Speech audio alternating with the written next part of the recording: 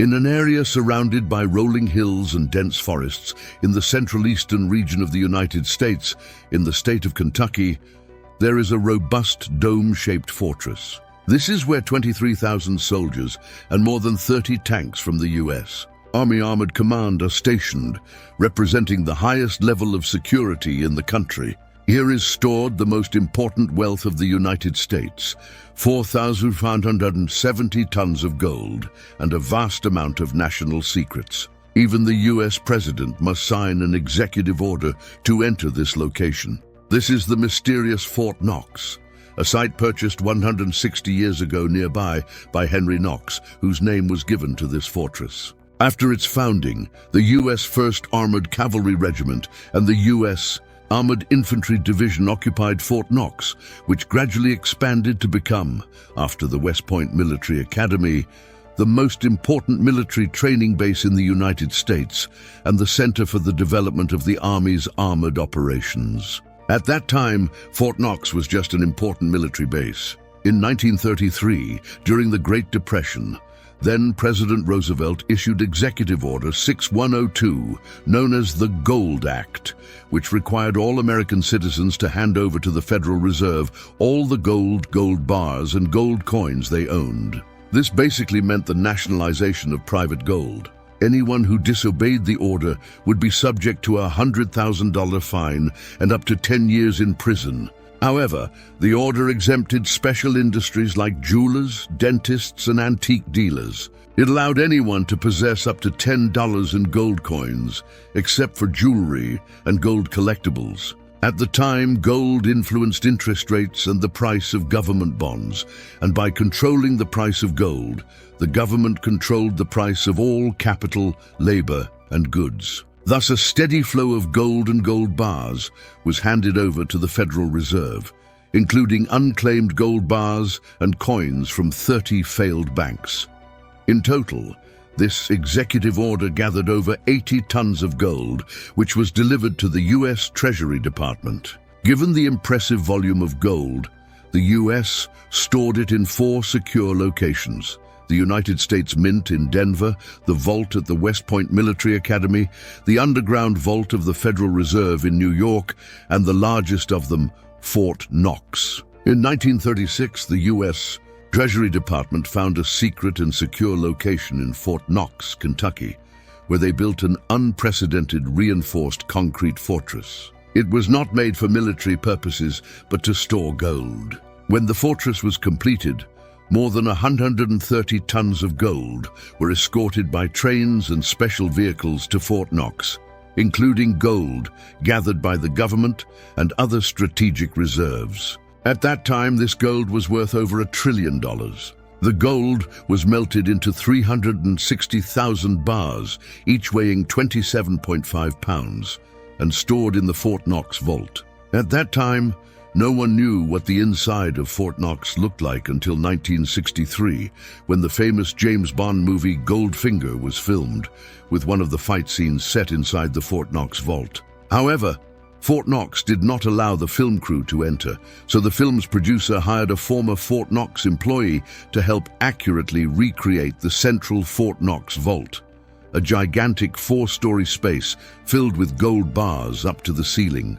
However, this represented only a small portion of the 360,000 gold bars. The recreation was so faithful that the former employee was impressed, and the audience at the time believed that the film crew had actually filmed inside Fort Knox. But what is the real interior of Fort Knox like? First of all, it is the place where 23,000 soldiers of the U.S. Armored Infantry Division and more than 30 main battle tanks are stationed. Although the Army was not specifically established to protect Fort Knox, it ends up serving as additional defense, including several electric fences and high-tech surveillance equipment. Even if someone managed to get past the fences, they would still face a minefield, making progress almost impossible. There are also sniper points around the fortress, maintaining combat readiness 24 hours a day, so it would be insane to try to rob Fort Knox. In addition, the windows of Fort Knox are camouflaged, made of Kevlar and other armored materials. At night, there are special lighting measures that make the fortress disappear from sight, making a night attack or aerial bombing impossible. Upon entering the fortress doors, you arrive in a granite and concrete space where the management offices are first encountered. Only after descending by an elevator do you reach the real vault. The vault door is made of steel, 20 inches thick and weighing 20 tons. Opening the door requires special passwords from several senior treasury officials. Upon opening the door, you will see many small rooms, each divided into small sections. Opening one of these rooms, you will find stacks of gold bars. If someone illegally invades the vault, a gas that induces fainting will be released. Additionally, the vault can withstand floods. Even if the entire site is submerged, all security systems will continue to function, making this place one of the safest in the world. Since Fort Knox began operating in 1937, only 2 U.S. presidents have been fortunate enough to visit: Roosevelt and Truman. They needed to sign a presidential order to enter. The only time Fort Knox was open to the public was in 1974. Normally, Fort Knox is like an enigma, its existence shrouded in mystery. Since the Fort Knox vault was built in 1936, there have always been rumors that it is empty, that the gold was spent long ago. And the U.S. Treasury Department has never conducted a public count of these reserves. Therefore, the amount of gold in Fort Knox has become a national secret. Furthermore, some members of Congress have called for an audit of the vault, and the media began to speculate about it.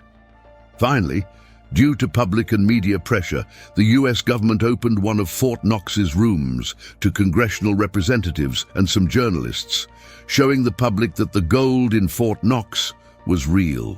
On September 23, 1974, 12 members of Congress and a group of journalists arrived at Fort Knox in a bus with painted black windows, and they were able to see the interior of the mysterious building and the 360,000 gold bars weighing 12 billion ounces. The photos taken revealed a surprising view of a room full of gold bars. Then journalists and congressmen were taken to a room where there were 362 gold bars, valued at $4.9 billion at the time.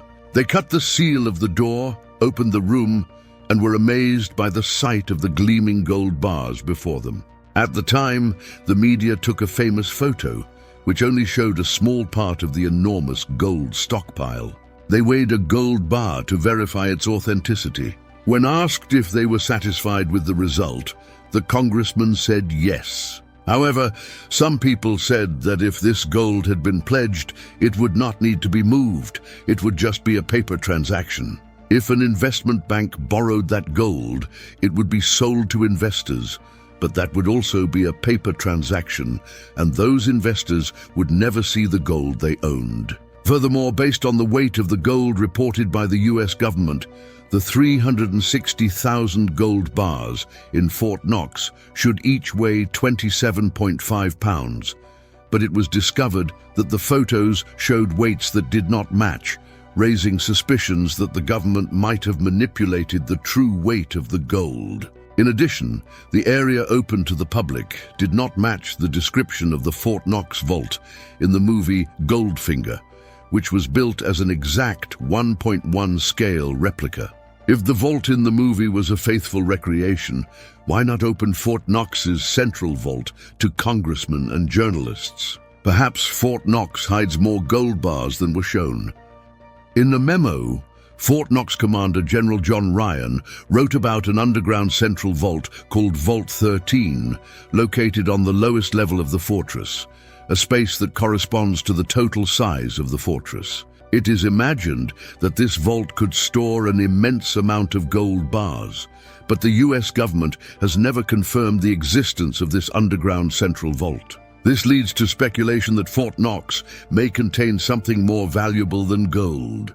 In reality, Fort Knox guards other items besides gold. Here are stored the U.S. Constitution and the Declaration of Independence, as well as a treasure trove of 4 billion in rare-colored gemstones. Fort Knox also keeps a backup of all U.S. financial records. In 1938, the United States Bill of Rights was brought to Fort Knox. The Enigma machine used by the Nazis during World War II was also stored here, along with the samurai sword of Japanese Emperor Hirohito, which was later returned. In addition, in 1944, after the end of World War II, Fort Knox became a vault for all the valuable items looted by Nazi Germany. It is believed that Fort Knox is one of the largest repositories of gold and secrets in the world.